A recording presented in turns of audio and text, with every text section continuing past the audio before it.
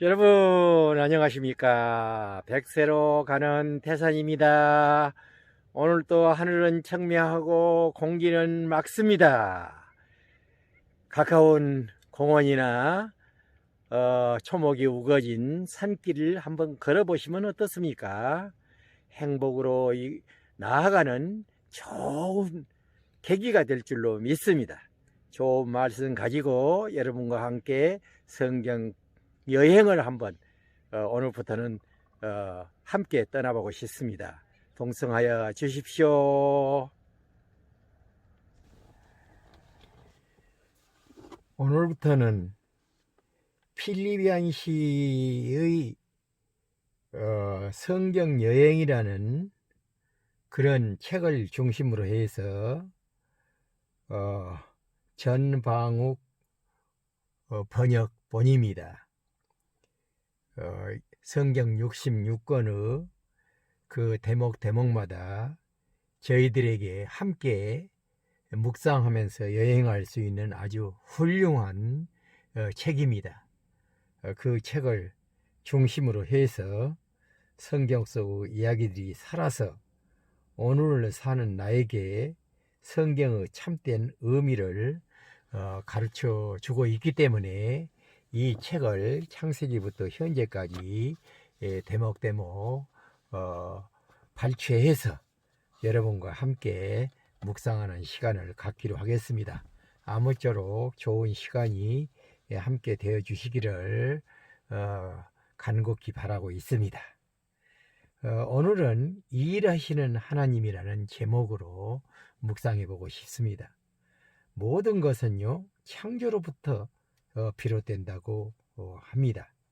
하나님이 그 일곱째 날을 복되게 하사 거룩하게 하셨으니 이는 하나님이 그 창조하시며 만드시던 모든 일을 마치시고 그날에 안식하셨음이라는 창세기 2장 3절의 말씀을 중심으로 이어집니다.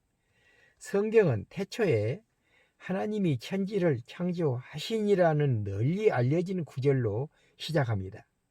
하나님은 마치 예술가처럼 우주를 창조하셨습니다. 어떻게 해야 우리가 이 위대하신 행위를 이해할 수 있을까요? 역사상 가장 위대한 화가 중 한 사람이라고 할 수 있는 미켈란젤로의 경우를 생각해 본다면 이해가 쉬워질 것 같습니다. 그는 창세기의 창조 기사를 그림으로 재현하기 위해 유명한 시스틴 성당의 벽화를 그렸습니다.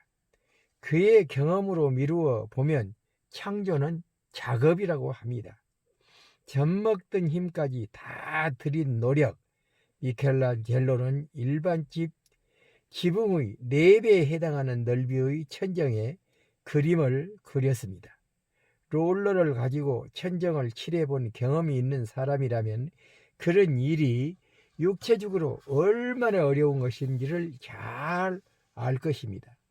더구나 미켈란젤로의 계획대로라면 300여 명이 넘는 남녀의 초상을 상세하게 넣어야 했으니 말입니다. 그것이 엄청나고 어려운 작업이었을 것을 불보듯 뻔한 일이었습니다. 그는 크지 않은 키에 작은 붓을 가지고 머리 위쪽의 넓은 공간을 채워 나갔습니다. 3년 이상의 시간을 그렇게 젖먹던 힘까지 다 들여 그림을 그리는 것입니다.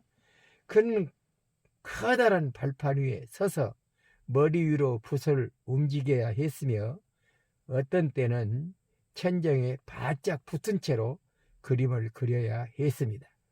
그리고 가끔은 누워서 그려야 하기도 했습니다. 그래서 때때로 그 등과 어깨, 목, 팔에 고통스러운 경련이 일기도 했다고 합니다. 낮이 긴 여름철이면 그는 하루에 17시간씩이나 그림을 그렸으며 먹을 것과 배설에 필요한 병기만을 가지고 20제곱미터 넓이의 발판 위에서 살았습니다. 거반한 달을 옷을 입은 채로 신발도 벗지 않고 발판 위에서 자기도 했으며 어떤 때는 물감이 눈에 떨어져 눈을 뜰 수도 없는 지경이 되기도 했답니다.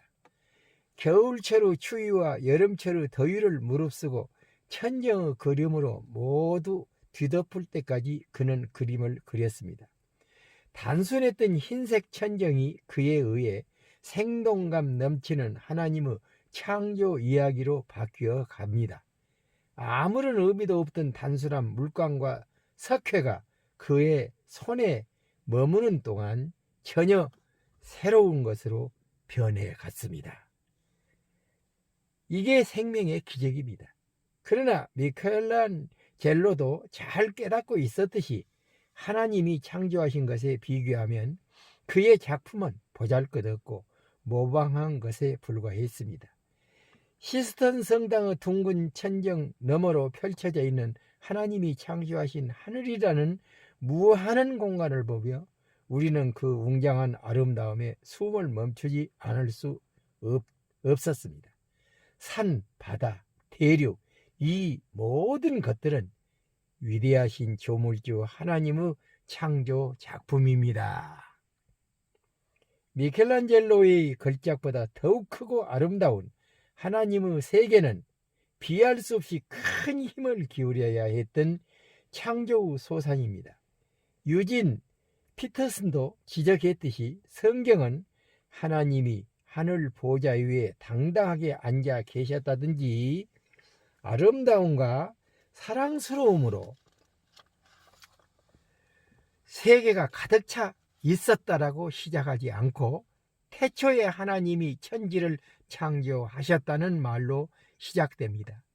태초에 하나님은 일을 하셨습니다. 창세기는 창조적이며 열심히 일하시는 하나님께 초점을 맞추고 있습니다. 이런 가운데 하나님이란 단어는 무려 30번이나 반복됩니다. 그는 일하심으로써 우리의 관심을 끌고 계십니다. 창세기는 그의 창조 행위와 창조에 따른 엄청난 수고를 동시에 알려주는 이야기라고 할 수 있습니다. 창세기는 인류 업적에 대해서도 이야기하고 있습니다. 그러나 그 의존은 갑자기 바뀝니다. 고의로 시스턴 성당의 벽화를 훼손한 것처럼 하나님이 우주 창조를 끝내자마자 인간이 하나님께 반항함으로 그것을 망쳐버렸습니다.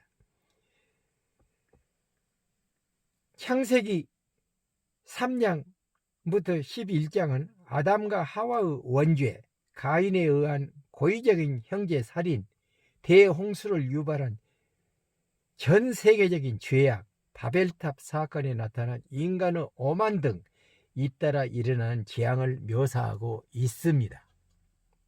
하지만 하나님은 피조물들이 부숴버린 조각들을 회복하기 시작하셨습니다. 하나님은 자신의 시야를 전 세계에서 한 사람으로 좁히셨습니다. 그 한 사람은 왕이나 지주가 아닌 후손 하나 없었던 극히 평범한 유목민 중에 한 사람, 아브라함이었습니다. 하나님의 역사는 아브라함, 사라, 이삭, 리브가, 야곱, 라헬, 요셉 등 개인을 통해 나타났습니다. 그 사람들은 완벽하지 않았지만 하나님은 그들을 선택하고 인도하셨습니다. 하나님은 그들에게 놀라운 일을 약속하셨으며 창조 사역을 회복하기 위하여 개인의 삶 가운데 역사하셨습니다. 많은 사람들은 구약 성경이 예수 이전의 죄악에 가득한 지난날을 묘사하고 있다고 말합니다. 그러나 그것은 정확한 지적이 아닙니다. 사실 창세기의 처음 세 장은 성경의 마지막 책인 요한계시록과 연결되어 있습니다. 그것은 죄와 죽음, 고통 및 증오로 더럽혀진 인생의 비참함에 둘러쳐진 완전 과로와 같습니다. 우리는 창세기를 보면서 인생이 비참하게 시작하지 않았다는 것을 알 수 있으며 요한계시록을 보면서 또한 인생이 그같이 끝나지 않으리라는 것도 짐작해 볼 수가 있습니다. 구약과 신약은 그 과로 안에 자리 잡고 있다고 볼 수 있습니다. 하나님은 아브라함과 모세 그리고 결국에는 예수를 통해 인간들이 망쳐놓은 일을 바로잡는 데 열중하고 계신다는 사실입니다. 여러분, 오늘도 우리는 세상을 더럽히는 것은 인간들입니다. 그렇게 인간들이 더럽힌 세상들을 하나님께서는 선으로 다스리고 계신다는 사실을 오늘 묵상의 제목에서 발췌해 보고 있습니다.